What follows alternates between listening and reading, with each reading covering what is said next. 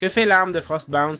Elle a un passif qui dit « Infliger des dégâts à un ennemi avec cette arme peut le geler, réduisant sa force et sa vitesse. » Ensuite, on a les compétences. C'est la danse des 7000 flocons de neige. Avec clic droit, ça active une séquence de mouvements rythmiques qui inflige des dégâts aux ennemis proches plusieurs fois. Voilà. Puis on a la calamité, c'est clic droit en étant accroupi.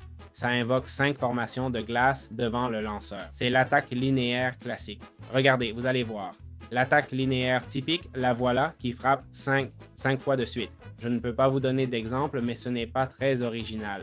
Voyons l'attaque normale. Alors, les 7000 boules de neige, ou flocons, comme on les appelle, boum! Ah, si je lâche, maintenant ils arrivent. Attention, je veux dire, ah, regarde, c'est l'effet de gel, hein?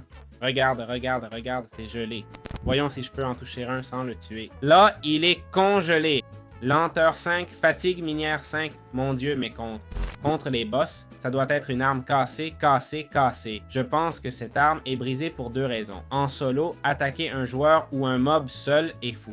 Imagine donner à ton ennemi et fatigue minière 5. Il ne te frappera jamais de sa vie.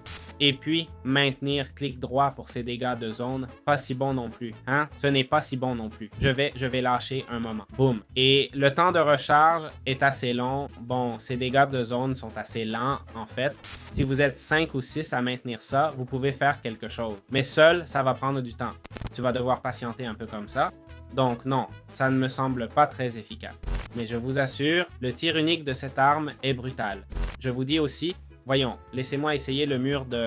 Voilà, on va lui lancer le mur. Je ne le tue pas avec le mur. Bah, que le mur ne le tue pas, vu la difficulté de viser un joueur avec ça, hein? Boum! Bon, pas si compliqué finalement. Mais il y a un timing important. Et ça fait combien de dégâts? Ce n'est pas indiqué, non? 10 en attaque. Puis, non, comme arme, c'est brutal, hein? Je ne dirais pas que c'est la meilleure. Ah, je pense que comparé au Solaris, pas du tout. Au Bridge Breaker, le Frostbound, si te touche une fois un clic gauche à courte distance, c'est fini. C'est clair. Donc voilà, c'est une arme vraiment très bonne, sincèrement.